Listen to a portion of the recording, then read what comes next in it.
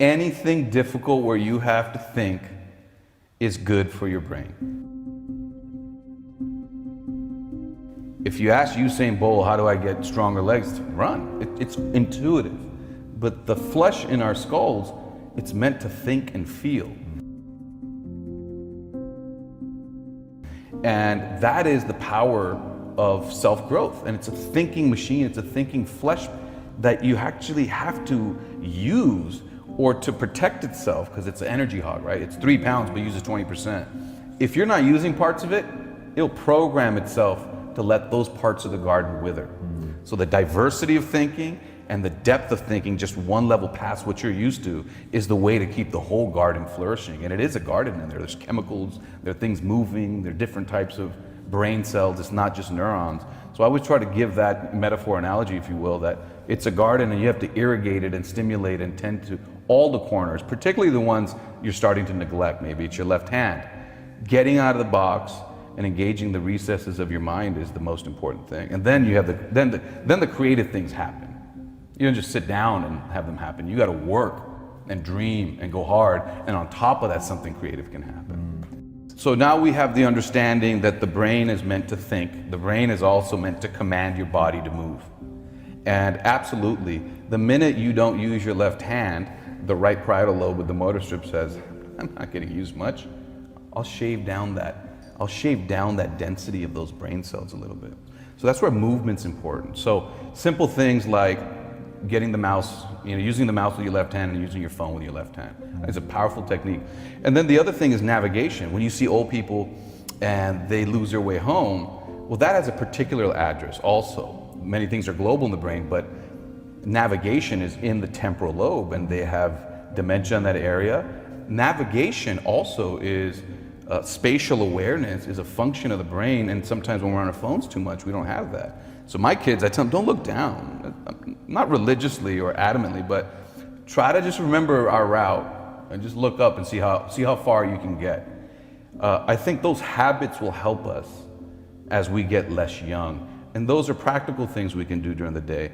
And as far as the other element is brain training, it doesn't have to be some weird game that's not intuitive. I think brain training just means learning as a habit, one step past where you're comfortable. If you're reading it, you know it, your brain's it's an idle. If it's too hard, it's not even engaged. I'm not even gonna win this race. I'm not gonna kick it in second gear. So just like video games, just good enough to get to the next level, right? They don't hit you with the 5th level, the tilt level up front. It's level 1 to level 2, level 2 to level 3. And that's what learning is.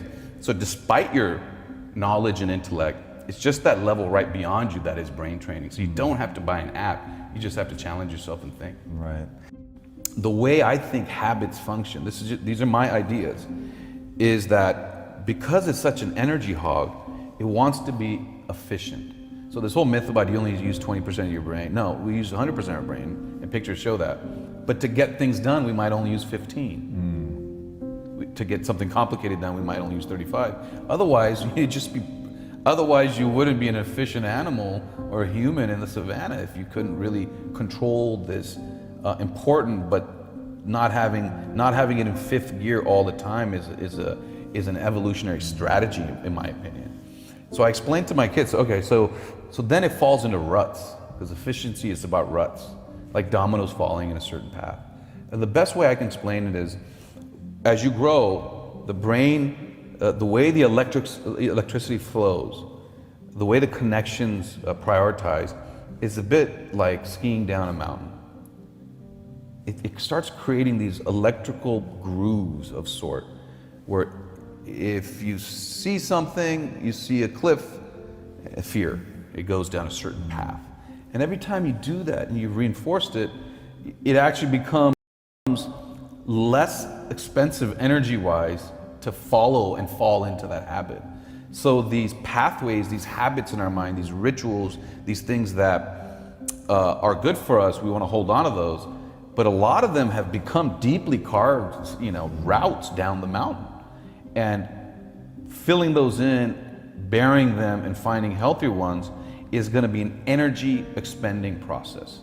Okay, the effort will be harder in the beginning, and then as you create a new route down the mountain, you can condition yourself to having more favorable and constructive responses.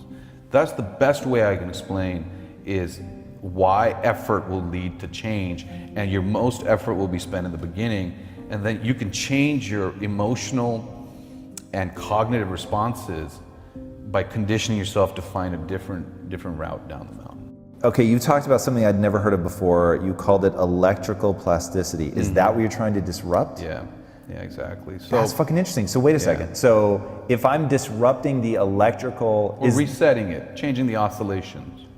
It's not on or off. What is that coming out of? Like, so in the heart, you can put a pacemaker and get it to beat on a certain rhythm. Right. What's driving that in the brain that creates a certain electrical pattern? So you're basically, the electricity in the brain is shooting through hubs. So Does this all come down to repetition? Well, I think right now, repetition can ingrain a physical habit. But what we're talking about, just to go backwards on this, is if you look at a snake and you've never seen one before, a lot of people reflexively jump back. And let's say it's a plastic snake. First time you might jump. Second time you say, well, I've seen that before. Your instinct was tamped down by your frontal lobes. And those structures are our emotional and instinctive responses to our environment. They should be malleable by our thought. The thought of these giant frontal lobes behind our forehead should say to them, you know, just because you're angry doesn't mean you should physically reach out and hurt somebody. Just because you've seen a snake, you know it's plastic. You don't have to jump every time. Just because you're afraid of public speaking doesn't mean after a while you have to be afraid of it. So that it's not conditioning, it's a thought that tamps down instincts we feel are destructive or not useful. So when I see, going back to the electrical stimulation, when I grab a doorknob, sometimes I think, oh, you know, I mean, I should wash my hands.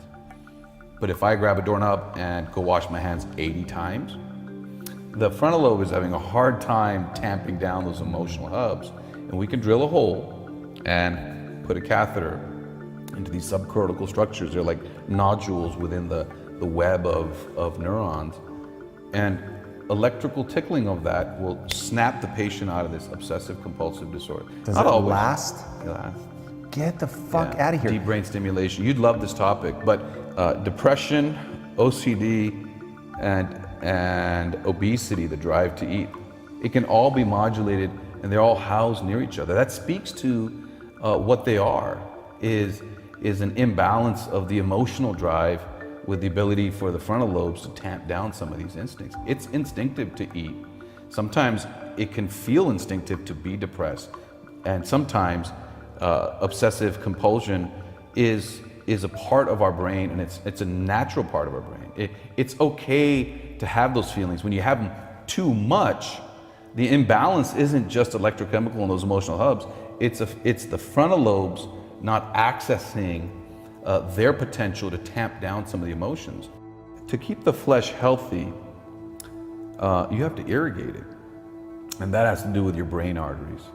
And since we already said it's not a ball, you know, it's these these jellyfish, and they're moving and they're throbbing and they're pulsating and their tentacles are reaching out. There's a lot of space in between. And that extracellular space, outside of the actual cells, outside of the neurons, outside of the jellyfish, if you will, it's not just water. There's chemicals floating around in there. Now, dopamine might be just from tentacle to tentacle, you know. Serotonin might be this way. But what's in all the stuff around all those billions and billions of neurons? They're growth factors and minerals and chemicals that the brain naturally has. But there's also a soup that these billions and billions of neurons are floating in. BDNF is a key component of that soup that helps regulate the health of each of those jellyfish or neurons. And we can trigger more of that through exercise. Yeah, you exercise and it releases it, it showers itself. It's not like the thigh muscle sends it up to the brain. The brain says, hey, I'm feeling good, this is good, I like this. I'm gonna create a new rut. I'm gonna remind you, you feel good when you run. The brain will shower itself with growth factors. There are growth factors. The brain says, hey, you know, the electrochemical balance is better with those. So I think that's where you get the runner's high. You know, it's not just adrenaline. It's not, dopamine's a happy chemical. I'm jacked up, I'm on adrenaline. It's just such a complex ecosystem. And rather than feeling intimidated by that, to me, I just see opportunities on how people can, improve their lives.